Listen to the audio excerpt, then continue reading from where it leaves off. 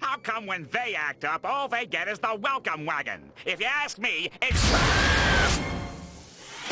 So, are you gonna try that again? Probably. How about now? No, they're not. Phew. We're back. We're back for Re-Rebalance 2023. I am very happy with all the support this has gotten. I got a surprising amount of support with this project, which is funny because I tried making game balance commentary in the past. It didn't quite get off the ground as much as I hoped it would, but I think after I got a really big view spike with the Sabretooth video, this one got a little more coverage in other creator spaces. This is going to be a fun one. This is going to be a very fun one.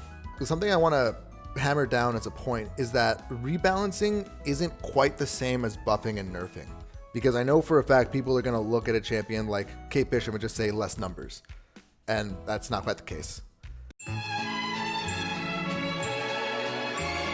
Rule number 1, champions that have already been rebalanced, updated, or had a major bug fix are ineligible for a rebalance. I'm so sorry, Danny. I'm so sorry, Danny, and also Sandman. I wanted to give both of these characters really good changes to kind of round them out, but both of these champions were already rebalanced once, and I can't do them again. But these two had bugs that seeped in the rebalance, where Kabam literally said, hey, we're going to use the rebalance window for these two champions because the bugs take that long to fix, which I don't want to call them out for it, but it's like, you really couldn't just fix the bugs and rebalance somebody else anyways, you know? You couldn't have just done both, like, as God intended. Rule number 2, I'm allowed 3 black balls, which can be used to leave an eligible champion unchanged. I do not have to use the black balls, but once I drop a black ball on the champion, it cannot be brought back. And then the last rule, any rebalance change that I commit to cannot change a champion's intended purpose, nor can it involve abilities and tech that did not properly exist at the time of their release. Grassy Raid. Hey, the Grassy Raid. Hey, right on time. We were just getting started. With the Re-Rebalance. Hell yeah. This is the first time I've ever been raided before. You know, this is the first time I've had like an actual audience before, you know? Like it's crazy, you know? Like it's weird, like wow, I actually have people to talk to when I do these streams. That's crazy. Streams are meant to be like creator engagement? What are you talking about? That's wild. Kate Bishop, for a long time, was my favorite skill champion. We're gonna nerf her. We kind of have to. There's no... It's either a nerf or an adjustment. It's gonna be one of the two. She has to be good for Necropolis, but she's doing too much in Battlegrounds. You know?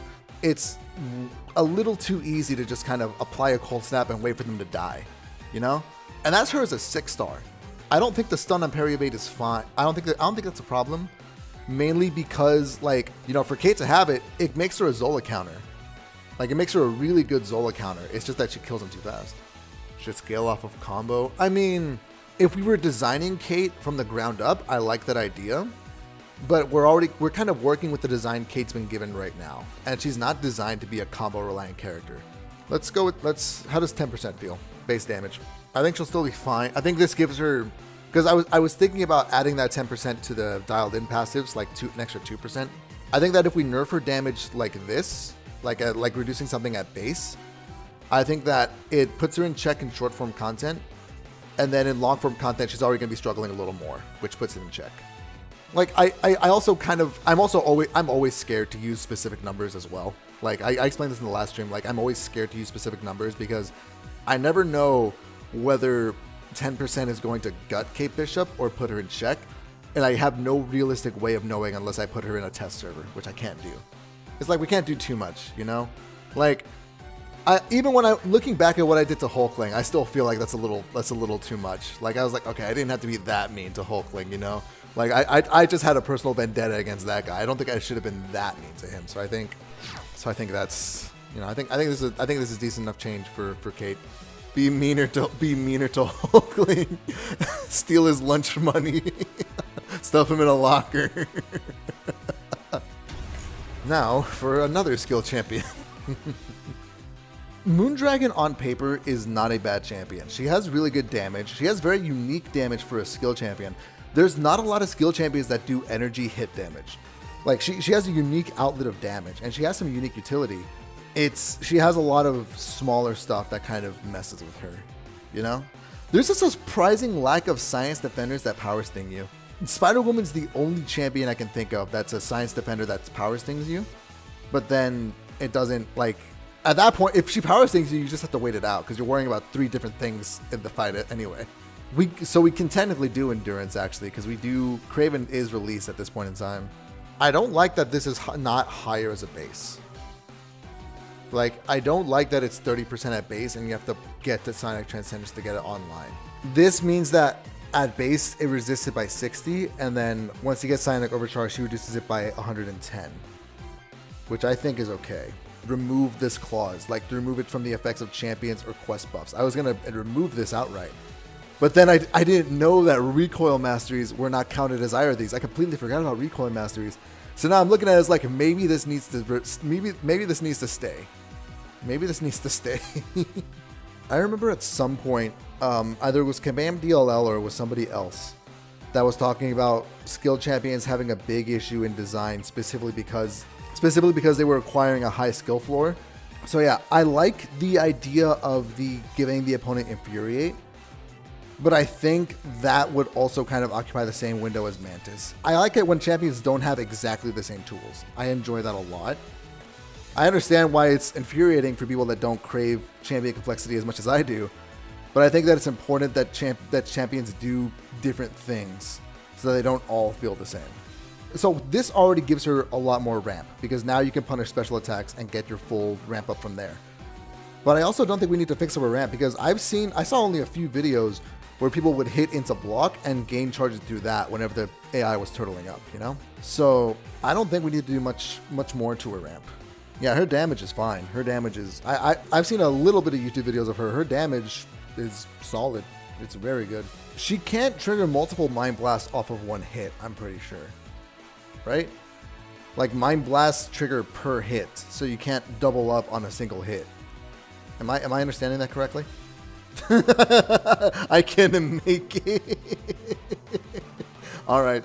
Let's save me going mad with power for like 2025. All right. Functionally speaking, this is giving you 2 per Mind Blast, because it's giving you a Mind Blast, which is already going to apply an energy vulnerability whenever it does it.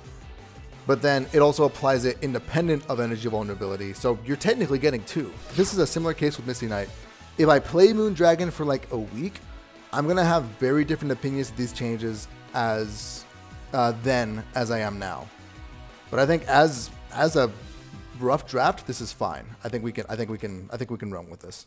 What the hell do we do to this guy? I know Kate Bishop. I kind of know Moondragon. What the hell do we do to Adam Warlock? Adam Warlock is kind of like Moondragon, where his main complaint is that he's very AI reliant. But similar to Moondragon, if you give him too much AI manipulation, he gets busted. Like, the fact that he's AI reliant is what's keeping him from being overpowered, which sucks, because now we have to ride this precarious scope of balancing with this guy. I completely forgot that I was supposed to be showing off the champions splash pages on the website to be like so that we could see the rankings, the scores. I understand what Indigo and Low Dizzle are saying about how he should be a stronger defender, but I also understand what Grass is saying, that he might be a blackball because he's already doing decent enough. I don't want to blackball Adam Warlock because he is a champion with an issue. There's a problem to be solved here, so I don't want to blackball him right away, but I definitely see the argument for the blackball. I absolutely see it. Wow, he had this piece of utility before Serpent did. The ability power rate can't be reduced. That is really funny. Make the stun AR. Where is that? There's so many abilities here. I have no idea where the stun ability accuracy reduction is. Okay, so going at it one at a time. I like what Low Dizzle mentioned earlier about nuking the pod. I don't quite like this change because it caused a lot of problems. But let's stew on it for a bit. I don't think I'm gonna keep it. Other change we were talking about earlier. Defensive AR to include all stuns. I think that's fine. There's not a lot of Mystic champions that rely on stuns specifically. If we wanted to make Adam Warlock a genuinely good defender, we would have to rework a lot of what his kit is designed to do. You know? Like, we would have to change a lot of how Adam Warlock plays to make him a better defender. But as he is now, it's not like he's doing anything wrong by being a good attacker, you know? It's just that his defender strength is not as strong. No, I don't want to shut off Dex. I think I could see a world where he shuts off Dex. I don't think Adam Warlock should as he is now. Well, we'll have plenty of conversations about shutting off Dex in a little bit, but let's put a pin in that and come back to it later. There's one thing I want to do with Adam Warlock, because people were talking about him struggling to play. I think an easy way to make him more reliable on attack without ruining him is to do this. Yeah, that's why I don't want to break my back into making him a better defender, because like the champion attributes are flawed. Like we do want to adhere to them as best as we can, but we shouldn't try and break the bank trying to do it, you know? Like we shouldn't overhaul the entire design just to conform to the attributes. Okay, so the way this is worded, I'm assuming I'm worded this correctly. So basically what will happen is that anytime you would burst down Adam Warlock past his stasis pod, yeah, it keeps him at 1% and then it triggers the pod. It doesn't do a lot, but it makes the pod more reliable as a defensive tool. That's all it's meant to do. Like, I really don't want to break my back trying to make Adam Warlock a better defender, but I think that he should have a little something, you know? No, I agree. That was worded wrong, Benedict. That I do agree. I fixed that now. So now, the trigger of this stasis pod is the same trigger as this one. They just have two different means of going off. So as you're only going to encounter the pod once. Would I call this a buff? Yeah, this is technically a buff. Might as well. Let's be honest about it. Deathstrike. Okay. Say it with me, class. What does daily Deathstrike need? More damage. Yeah, I agree. She has very few targets. And here's the thing. I agree that she has very few targets aside from like Weapon X. I would say the reason why she doesn't have as many targets is just because there's not that many Wolverines in the game, you know? Like, she's meant to be kind of the antithesis to Wolverine, so she counters Weapon X. But then it's like, who's she going to counter next? Old Man Logan? You know? Are we going to have to wait for X23 to get buffed to where she has another target? I do want to give her more damage by having a skill off of 100% of her armor rating, because I do agree her damage is a little low. Yeah, she's the only tech champion that uses armor stat focus. And then if you ever have a relic that increases armor rating, that's really good for Lady Deathstrike because you're increasing armor rating and damage. So I like that she's weird like that. We like our champs a little weird. Like here's the thing, this is just me. I like it when champions are weird. I love it when champions are goofy as hell. Until I get a confirmation about exactly how the attack rating and the armor rating stats interact with each other, I don't think I want to mess with anything else. Yeah, they don't interact with each other, do they? Is that how that works? Yeah. Okay. That makes sense. Okay. How about this? How about instead of gaining attack rating, she now gains rupture potency. Not 200. Is 200 too much? That's tripling the damage. Yeah. Yeah. Well, yeah. We're already increasing this. We might as well. Let's make it 125. Let's compromise. Let's leave it there for now. All right. So I fixed the clash. So now how this will work is that this rupture potency increase from Cybernetic Assassin will stack on top of the potency increase from the Ferocity. So now I've kind of combined. Now I've made them combine themselves, sort of. Okay. Oh boy. Oh boy. Oh boy. I don't even really hate her actually. I was excited when she came out to the game. It's just what she's done is crazy. Silk has a problem in the same way that Titania does. Because I'm sure many of y'all are aware of the Silk Lock, where you can just infinitely keep the opponent in the corner by just mashing mediums against the corner to keep them infinitely staggered and infinitely hit because she has the stun. I don't think I can fix the Silk Lock outside of just affecting her animations. Yeah, so they made it to where champions will just special 3 before they have a chance to get up. The fact that it's going to keep happening doesn't make it not a problem. Like, champions locking stuff out of the game are still problems. Even if they're set as a precedent, even if they're not doing that much, even if they're not as high profile in certain cases, champions triggering locks like that are still issues and should be addressed. Whenever people talk about champions getting nerfed as if it's a bad thing, they talk about it as if nerfs don't happen in any case. Like, people didn't want Juggernaut to be nerfed, and he didn't get nerfed. But now we're stuck in a future where every Battlegrounds meta applies a debuff on you, so you can't use Juggernaut. So like, hooray, Juggernaut's not nerfed. What are you gonna use him for now? If it's not done to the champion, it's gonna happen to the player. Because it has to. Silk is now pushed further away from the opponent when triggering her special attack, obviously against the corner. So now, no matter how quickly you use your medium attack, the opponent will still have a chance to fully get up. So you're still taking. There's a risk there again. I need to take some ADHD medication because I'm talking way too much and talking way too damn fast. I'm tripping over my words because I have so many thoughts and none of them are constructive. I know that she can't take most defenders, but I think those are problems with the defenders themselves. If we want to nerf defenders so that they're more approachable, we have to nerf some attackers so that way they don't just dominate, you know? I think what I'll do, I'll reduce the Fury potency by 10%. Not a lot, just, keep her in check. When we get to Zola and to Dark Phoenix, at whatever point in the future that is, when we get to those champions, we're going to be nerfing them. But the thing with nerfing champions like Zola and Dark Phoenix is that if we live in a world where only those champions get nerfed, then champions like Silk are going to be super oppressive and those champions aren't going to have a reason to exist. If we want to nerf one side, we have to nerf the other. At this point in history, MCOC is just stacking on problem characters. And like some of them are getting fixed, but we're just kind of continuously stacking on characters that are breaking the meta or doing things that they shouldn't do to the point where it's just too much to juggle. Like, we can't handle it all. I'm going to say a statement that may or may not be received well. I think Kindred is a perfectly designed champion. I'm going to talk about this now because the next champion on this list is a very potent defender. And before I start talking about these two champions specifically, I want to talk about my philosophy with defender design. Having defenders is kind of important for a game to survive, Like, Silk needs to have targets for Silk to be relevant. She obviously has targets, but then other champions need different targets for them to be relevant as well. Defenders are important.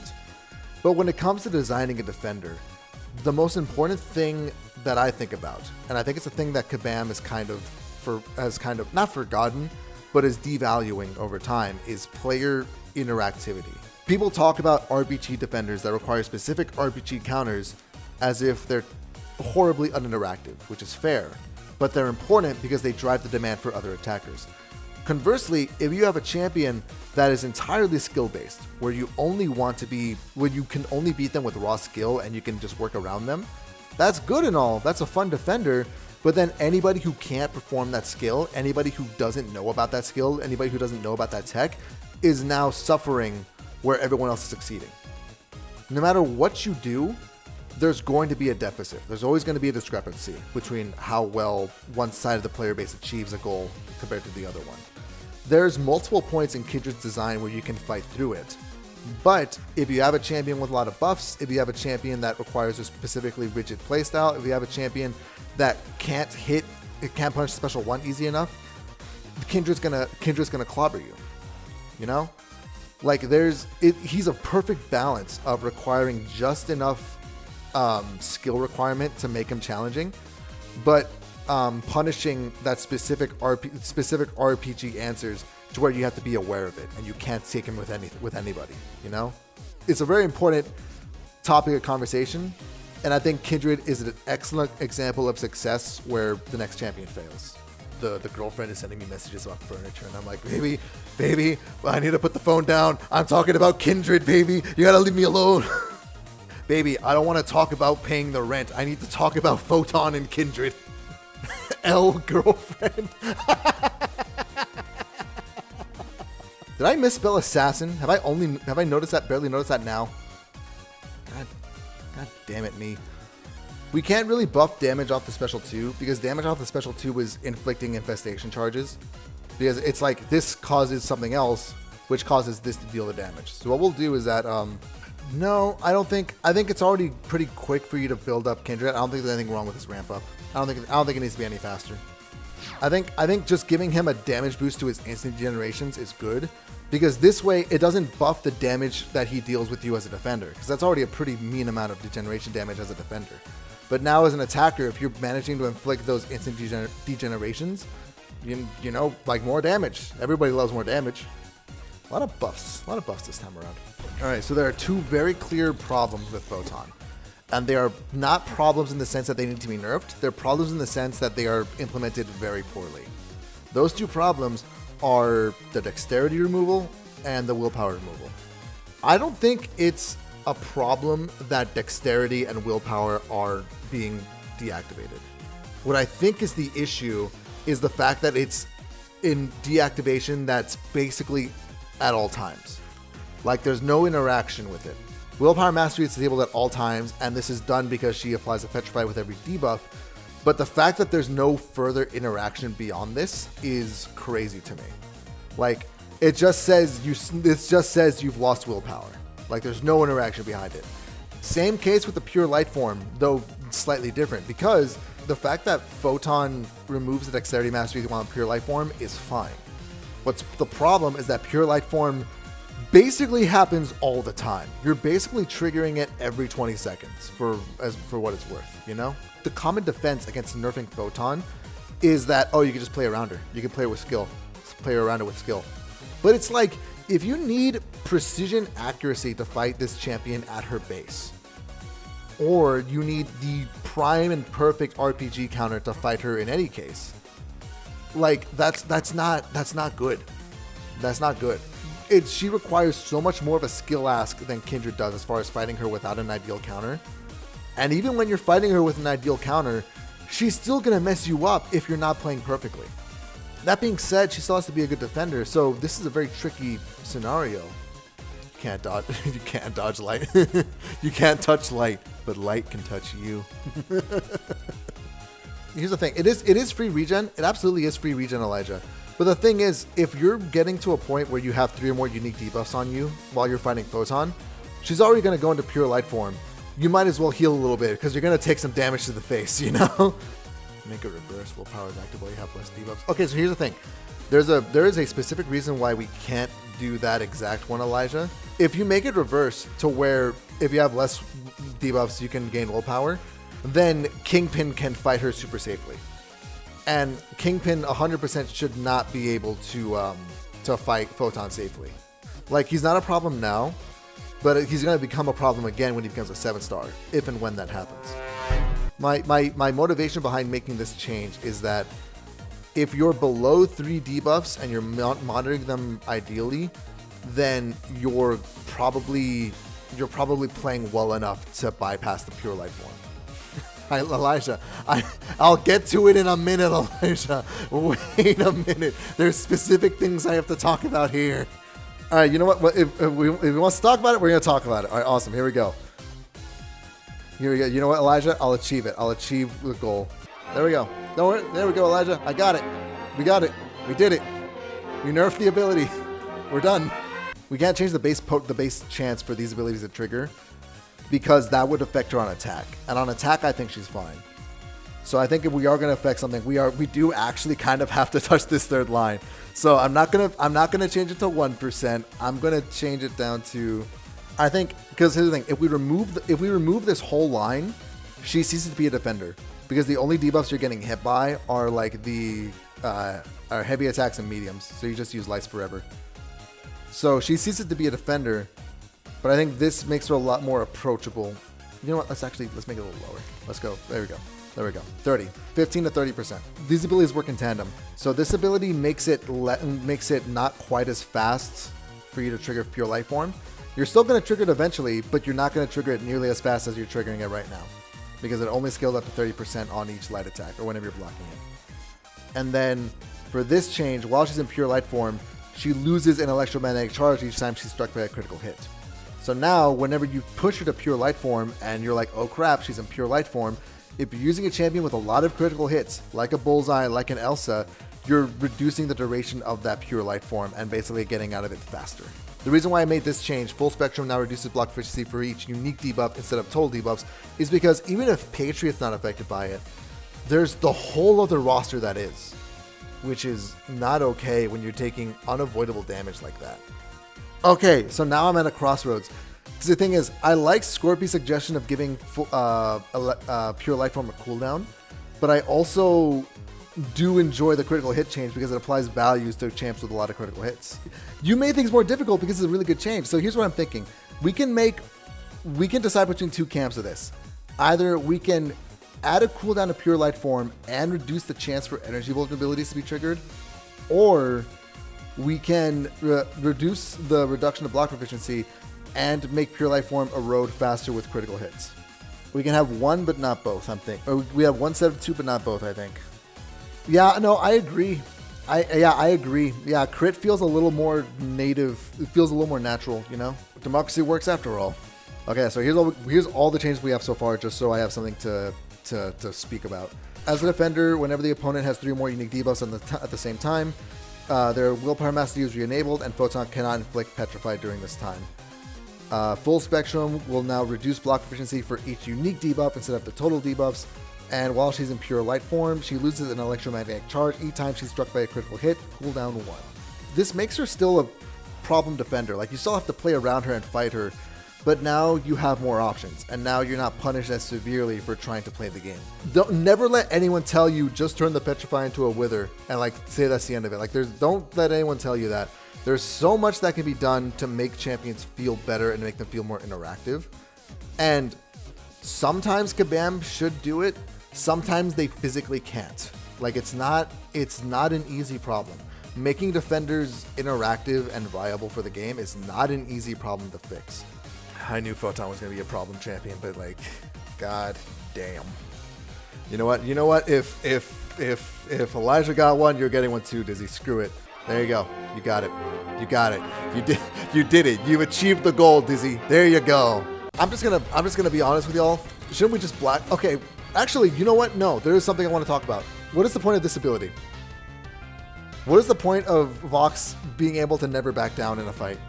Like, I understand why you would want to use it, but why is it on Vox specifically? This isn't something that I want to change. I just want to know. Like, I'm just curious. DLL said that it was for rule of cool. Okay, you know what? Understandable. Have a nice day, Kabam Dev. My source says I made it the fuck up. Is Vox's lore that he makes it the fuck up, that he rage baits the Inhumans into getting into an argument on Twitter? Is that part of the lore? Is that Vox's canon event? Wait, have we haven't blackballed anyone? Real? Wow. We actually haven't blackballed anyone. That's wild. Yeah, honestly, I can't think of any way to change Vox in a way that feels impactful, you know? Like, I was able to justify changes to Kindred. I was able to justify changes to Silk, to add a Warlock, because they're champions that could be changed. I think Vox, kind of like Kindred, is kind of perfectly designed. What am I going to do, realistically? He's like a shark. He's the peak of evolution. Vox is the Goku Black for MCOC players. The same people who play Goku Black in fighters play Vox just for the edge. Modded fighters is so funny because Shadow the Hedgehog is modded onto Kefla. So whenever he's introduced to the game, you see Caulifla and Kale fusing, and the two girls come together, and what comes out? Shadow the Hedgehog. Shadow fights for the Lispy. I'm so glad somebody else in here is in on the joke. All right, boys and girls, it's Morbin time. Wow, that's freaking. You want to talk about edgy? Look at his eyes, dude. That's wild. I find it funny how Morbius was hyped so much upon his release, and despite Morbius being hyped so much, he aged way more poorly than Werewolf by Night does. I never hear about anybody using Morbius nowadays. I always hear about somebody using Werewolf. It's crazy. So, alright, semantics. We gotta talk about semantics. Technically speaking, it wasn't Morbius that got buffed. It was the Undying effect that got reworked, that got changed. So, that technically makes Morbius better, but I wouldn't call it monumental. The only reason being is that we've seen changes like this happen before. Whenever Deathless Thanos came out, the change to Armor Shatter came in to kind of codify it and make it work universally, which indirectly made Medusa and Vision Arcus better. Okay, no, that's good. I figured you were joking, but I do have to mention this because I know for a fact if I make the edited version and I include this point, someone's going to call out, hey, yo, Morbius got Undying buff. He shouldn't get 3 pounds. He didn't hurt nobody. Either way, I just don't like the ability of Undying to begin with. It doesn't mitigate the damage, it just keeps you from dying to it, which in a lot of cases might as well kill you, you know? I wouldn't say his damage needs to be touched. I think Morbius is intended to be a short form nuke, and I think he does that fine. Given everything else that he doesn't excel in it, but he doesn't suffer in it, you know? If you find a meta where you can use him, he should be used. He's very good. Oh, that's right, he doesn't get the regen if it kills. That's a good point, actually. So, here's the thing. I don't think we can make it to where it regenerates before the damage is dealt, because I don't think that's how the game does its math. Okay, there we go. So I fixed the regen problem. So now you might as well just regen 10% of your max health at all times. It's really not going to do not that much to boost more survivability. But now this makes it to where the healing occurs before damage is calculated. So you'll heal before your damage KOs the opponent. It still has to heal on hit, because thematically speaking, you're healing by biting the opponents, you know, with that big special 2. So I don't want to ruin it thematically for Morbius. It makes sense for his big bite to be the thing that heals and damages, you know? The Undying that triggers from his Sig ability will now gain 25% potency when it's fighting against Mystic champions. Because it always felt weird to me that skill champions would reduce it by 50, but it wouldn't gain a bonus against Mystic champions that's going to have a trigger against you. I think this helps him counter a lot more of what he's meant to counter, you know? So, and if I make these two changes, I don't think I need to touch the damage, because the damage I think is fine on Morbius. He's underperforming, but he's not underperforming to an egregious degree. Alright, I'm going to tell y'all right now, if anybody has a change suggestion for this guy, I'll gladly hear it, but realistically speaking, I'm probably going to blackball Werewolf. I can't buff his Werewolf. I can't buff Werewolf. There's no reason to buff Werewolf. I can't make those decisions in confidence, because I also don't know Werewolf that well. But I've seen him be assigned on fights, and I've seen gameplay of him enough to know that the Werewolf is going to be fine. This recent war that's happening right now, somebody is taking Werewolf by Night against a Photon, and he's surviving. So I don't think we need to touch Werewolf at all, buff-wise. And if we're not going to touch him nerf-wise or adjustment-wise, I don't think we touch him at all. Yeah, it's kind of crazy that he's able to do stuff like that. It's kind of like with Valkyrie. Like, when I went to talk about Valkyrie, when it came to, you didn't see this in the recap because not a lot of it was important, but basically, when I was looking at Valkyrie to look at what to change for her, I recognized that she was doing a lot, but none of it felt like it was overreaching, and none of it felt like I could change anything specifically that would put her in check without gutting the character. He's in that weird Goldilocks zone where I can't do anything, so that's why he's getting blackballed. I have a change in mind for Maestro, but I want to see the consensus on this, because Maestro is a champion that was really, really infuriating on release, but now it is kind of aged out. He's still a pain in the ass if you don't have a counter, but he has definitely aged out. I think there's something I can still change, but I want to hear what y'all think. What do y'all think of Maestro as far as initial impressions? Blackball? I can see it, but I only have one blackball left. If you're a new player and you encounter Maestro on an Alliance War map and you don't know what he does, you're f***ed, and there's no way out. There's literally no way out. You have to wait a full 2 minutes for his rotation to end, and then you just die, you know? Which is why I love the change that Disney suggested, because it's the same change that I was thinking about, where all we do is reduce the potency of the glance, so that way if you mess up a draft or you have a bad assignment and you want to just muscle through Maestro, you can do that, and your basic attacks have a level of potency to them. You're not completely locked out of your basic attacks now. Chee'ilth did kind of ruin him, but I think that's just the evolution of the game, you know? No defender is going to last 2+ years, unless you're Serpent or Bullseye. That they want Maestro to last 5+ years. Did they say that? Did they actually say that?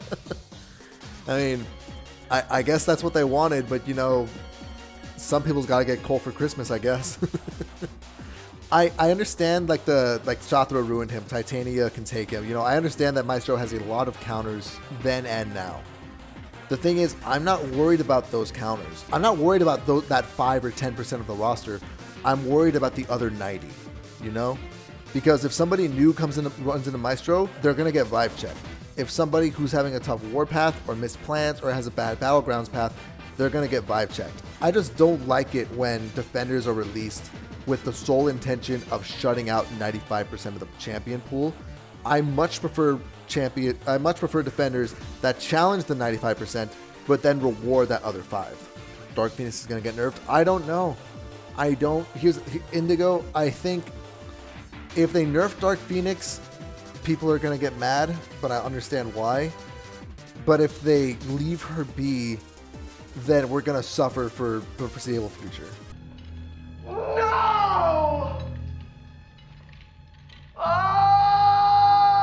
I think I'm going to leave Maestro. I'm going to put Maestro at 85 because he doesn't need that much done to him, you know? He doesn't need a lot. That way you have a small chance of getting your stuff to trigger off of basic attacks. So that way you have a leg in the race, you know? You have a chance to succeed if you get locked out, you know? No, I think this change is safer, and we already kind of closed the book on Maestro. I like the idea of glancing not occurring against heavy attacks, but I think for the sake of keeping Maestro as viable as he already is, because he's already kind of lost viability, I think this is a fine enough change. I think this is okay. So the one thing I've noticed, as I've played Chee'ilth before, I played her a lot before. I used her for Necropolis actually. The one thing I noticed about Chee'ilth is that there is a very short time frame for when you can keep your grit up. Like, grit is very hard to keep up, and because of how hard it is to keep up, you can't really dip into multiple avenues of utility at the same time. Yeah, no, that's the thing, Lodizzy, is that, yeah, you're not struggling to cleanse a lot in base matchups, but as soon as a node challenges you, that's when it becomes a problem. I don't think it's a problem that's worth fixing, but it is like a natural restriction of the character, which I think is fine, you know? Okay, this is just to preserve your grit uptime, because it's always bothered me that grit starts unpaused on special 1, and you're just losing duration. It feels bad. So I was gonna say the way that her original Tranquilize works is that whenever it does succeed, it stays paused. And I feel like it makes more sense for the Tranquilize to pause itself whenever it doesn't get a debuff. So that way either you're cleansing the debuff or it's failing to trigger in the first place. All we've done is we've made the grit pause on the special attack, and we've swapped the way the Tranquilize pauses itself. So the way it's worded previously, just to explain this, is that whenever you have Tranquilize up and it successfully blocks a debuff from happening, it pauses. This time it happens on the opposite end, but say that you're getting bad RNG and debuffs keep going through, Tranquilize will stay up, and then that'll protect your cleanse debuffs. So either it's failing on activation or it's getting cleansed. So this protects your cleanse debuffs more often than the original version. I understand it feels like a weird change to just kind of coin flip it the other way, but it's something that I feel like is more valuable for Chee'ilth, given that she has the option to cleanse. I could change a lot with Kushala. I don't think she needs to be changed though. Nothing about her feels like a problem. I think she has a lot of quality of life stuff already just in her kit. She's very well rounded. I really do value all your opinions. Like even if it sounds like I'm like shooting y'all down or like saying why something doesn't work, I appreciate y'all's opinions because it gives me perspective of what people want from certain champions. Like what's wanted and what can be done are two very different things, but I need to be aware of both to do this project because there's a lot of I only see so much of these characters. Only so much of these characters can come through my personal experiences. So the fact that people can want something more of other champions, even if it can't be done, it gives incentive to other changes and it gives enlightenment to what else is going on in the game. So I really appreciate any input from all of y'all. It's always valued. It's always valued. But with Kushala specifically, she's beauty, she's grace, she's in the black ball. Now this is a funny one because realistically there's nothing we can change. We just have to give her stuff. This is the first time in any of these rebalance things where I feel like I have to give a champion unique utility. Here's the thing. I can't change too much with her because she's kind of meant to be a match set of all these other Deathless champions. But I think what I can do, this is the first time I've ever really done a change like this, but I think we can definitely do it because it was on launch. So first change I want to do, I just want to move something from her synergy in the base kit because these are part of a match set, but I feel like Gilly herself is way too reliant on the synergies to do stuff, you know? Like the fact that she has no method of nullify or buff control in her base kit feels weird to me. And the synergy itself, all it does is just the first hit of the special one nullifies a buff. But it's better than nothing. So yeah, she nullifies 2 buffs per special one because it's 1 buff per hit. That's a decent enough change. And then I keep saying Guillotine. It's pronounced Guillotine. They call her Gilly. They call her Gilly, like Gilly, Deathless Gilly, Gilly 20. I'm talking to the girlfriend, by the way. That Gilly 2099, but it's pronounced Guillotine. Normally I would say I want to buff her against Serpent, but then I also want to say Serpent hasn't come out yet. But then I also want to say Kushala was clearly designed with Serpent in mind, so I think we should just buff her in the context of Serpent anyway. I don't think they did original Gilly because people disliked the new version of Gilly. I think they did original Gilly because it's like, I keep saying Gilly again. I think they did the original version of Guillotine because it's kind of like a point of history in the contest, you know? Like Guillotine was the contest's first original character, like not champion, first original character. Like Guillotine was born with the contest, you know. I feel like they kind of wanted to immortalize her original kit through the Deathless version. Yeah, we're going with block efficiency. Yeah, let's go block efficiency. All right, there we go. 2 pieces of utility. One of them originally from a synergy that's good. I like this. It's not bloating her kit, but it's doing a good amount. I'm gonna give another hot take. I'm gonna give another hot take that I feel like some people might disagree with me on. I'm not gonna nerf him defensively because he's doing what he was designed to do defensively. I want to nerf him offensively because he's a goddamn menace. Like, it's infuriating that he has single-handedly devalued the entire mutant offensive roster because he does literally everything. He has damage, he has the utility, he has the immunities, he has unique damage, he has new abilities, he does so much nonsense, and all of it's relevant. I think he just does a little too much, like, because he's so ridiculous, you know? Yeah, Danny should have gotten a better buff, but that aside, looking at what came before, I wouldn't say Mutant was bad before Onslaught, because we're just forgetting the amount of amazing mutants we used to have. You know, Kitty Pryde was really good. Strife was really good. Onslaught, Professor X, Weapon X is a defender, Sunspot, Namor, freaking Domino, Bishop.